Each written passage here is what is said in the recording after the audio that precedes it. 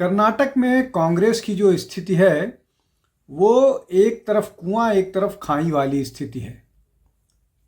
बड़ी मुश्किल वाली स्थिति है। जिस तरह से जो वहाँ के उप मुख्यमंत्री हैं उन्होंने DK शिव कुमार उन्होंने ट्वीट किया कि जो ट्वीट के शब्द थे word power is word power, और बेसिकली उन्होंने एक्सप्लेन किया कि चाहे जो भी हो, अगर वो अपनी बात जो उसने कहा है वो नहीं रखता है तो उसके मायने बड़े खराब होते हैं। अब इसका जवाब भी आ गया मुख्यमंत्री की तरफ से कि a word is not power unless it betters the word for people। अब ये दोनों ट्वीट, हालांकि इन दोनों ट्वीट्स के टाइम लाइन में अंतर है, लेकिन इन दोनों ट्वीट्स ने जो है वो ये साफ कर दिया कि कुछ जो है गड़बड़ चल रहा है कर्नाटक के कांग्रेस में, और कुछ नहीं बहुत कुछ गड़बड़ चल रहा है। अब उसका जवाब जब कांग्रेस के राष्ट्रीय अध्यक्ष से मांगा गया तो उन्होंने ये कहा कि हम इस मामले को हाईकमांड के सामने रखेंगे। अब कांग्रेस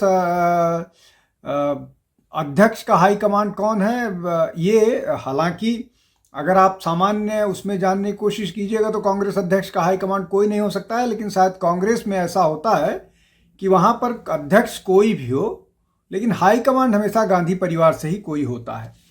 अब ये जो पूरा का पूरा मामला है जो चल रहा है सिद्धरमैया और DK शिव कुमार के बीच, अगर उसको सीधे तौर पर बात करें तो वो मामला ये है कि सिद्धरमैया DK शिव कुमार के साथ को ये प्रॉमिस किया गया था कि 2.5 साल के बाद उनको मुख्यमंत्री बनाया जाएगा और दोनों लोगों को, सिद्धरमैया और DK शिव कुमार को 2.5 साल का टेन्योर मिलेगा।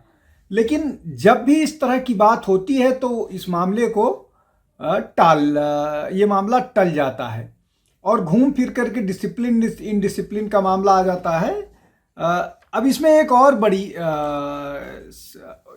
खराब स्थिति है जिसको समझ लेते हैं कि ऐसी ही स्थिति जो कर्नाटक में अभी है, ऐसी ही स्थिति छत्तीसगढ़ में भी थी। जब भूपेश बघेल और TS सिंहदेव के बीच में ऐसा ही मामला चल रहा था और सिंहदेव का लगातार ये कहना था कि उनसे प्रॉमिस किया गया था कि 2.5 साल बाद उनको मुख्यमंत्री बनाया जाएगा, लेकिन नहीं हुआ। और भूपेश बघेल प्रिवेल करते रहे और उन्होंने किसी तरह से जो केंद्रीय नेतृत्व है उसको इस बात के लिए कन्विंस कर लिया कि जो TS सिंहदेव हैं इनको उप मुख्यमंत्री बना देते हैं। और उसके बाद वो आया गया, बात आई गई, ख़त्म हो गई। उसको TS सिंहदेव ने दबाव में शायद उसको स्वीकार कर लिया। या जो कांग्रेस की स्थिति छत्तीसगढ़ में हुई, जहां पर सबसे ज़्यादा संभावना थी कि कांग्रेस शायद वहां रिपीट कर सकती है, वहां बुरी तरह से हारी। अब कमोबेश वैसी स्थिति कर्नाटक में है। अंतर सिर्फ ये है कि यहाँ पहले से ही DK शिव कुमार जो है वो उप मुख्यमंत्री हैं। अब इस परिस्थिति में, इस सिचुएशन से कैसे निकलेगा, कैसे कांग्रेस निकलेगी? अब इसमें इस तरह के मामले, चाहे वो पंजाब में जब नवजोत सिंह सिद्धू आक्रामक थे कैप्टन अमरिंदर सिंह के खिलाफ और उनका भी एम्बिशन यही था कि उनको मुख्यमंत्री बनाया जाए, लेकिन इस सब मामले में कांग्रेस जो है ऑस्ट्रिच सिंड्रोम से ग्रसित नजर आई। मतलब ये जिसको कहिए कबूतरी मानसिकता कि आंख बंद कर लीजिए तो खतरा टल जाएगा। लेकिन आंख बंद करने से ना पंजाब का खतरा टला, आंख बंद करने से ना छत्तीसगढ़ का खतरा टला, आंख बंद करने से न राजस्थान का खतरा टला। ये जो 3 बड़े स्टेट्स हैं जहां पर ये खतरे रहे और कांग्रेस को ह्यूमिलिएट होना पड़ा चुनाव में।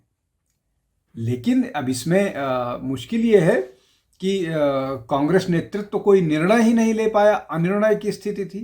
कांग्रेस नेतृत्व ने एक निर्णय लिया था जब सचिन पायलट को मुख्यमंत्री बनाना चाह रहे थे, उन्होंने ऑफर दिया अशोक गहलोत को कि आप राष्ट्रीय अध्यक्ष पद की जिम्मेदारी संभालिए।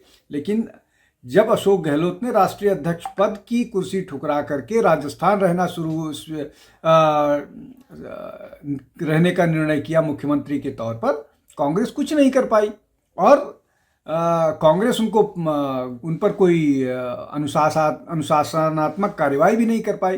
तो ये जो स्थिति है कांग्रेस के लिए कि आंख बंद करने के अलावा कोई चारा नहीं है।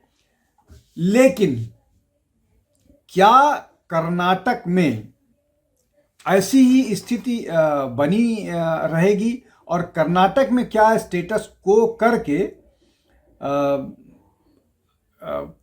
आप बच सकते हैं? मध्य प्रदेश में आपने आंख बंद करके रखी और सरकार चली गई। अब मैं सब 3 उदाहरण देने के बाद मध्य प्रदेश में क्यों आ रहा हूं? मध्य प्रदेश में इसलिए आ रहा हूं कि कमलनाथ की सरकार 2020 में मार्च में गिर गई और एक बड़ा धड़ा ज्योतिरादित्य सिंधिया के साथ भारतीय जनता पार्टी में चला आया और उसके बाद जो कांग्रेस की हार मध्य प्रदेश में हुई वो पहले से ज़्यादा खराब हुई। अब एक और बात समझ लेते हैं कि क्या जो काम ज्योतिरादित्य सिंधिया ने किया वो डीके शिव कुमार कर सकते हैं? इसमें थोड़ा सा संदेह है, लेकिन इसको आप पूरी तरह से नकार भी नहीं सकते हैं। पूरी तरह से नकार इसलिए नहीं कर सकते हैं कि लगातार डीके शिव कुमार कांग्रेस की बात करते हैं और वो ये कहते हैं कि अगर आप मेरा हाथ, शरीर का कोई हिस्सा काटोगे तो उसमें से कांग्रेस का ही ब्लड निकलेगा। तो इस तरह की भावनात्मक बात करते रहते हैं। लेकिन इन सब भावनात्मक बातों से क्या समस्या का समाधान होगा? क्या उनकी बात सुन करके कोई निर्णय हो पाएगा कांग्रेस के नेतृत्व का? अब इसमें एक और महत्वपूर्ण बात है कि कांग्रेस के राष्ट्रीय अध्यक्ष जो हैं वो भी कर्नाटक से आते हैं, उसके बाद भी इस समस्या का समाधान नहीं हो पा रहा है।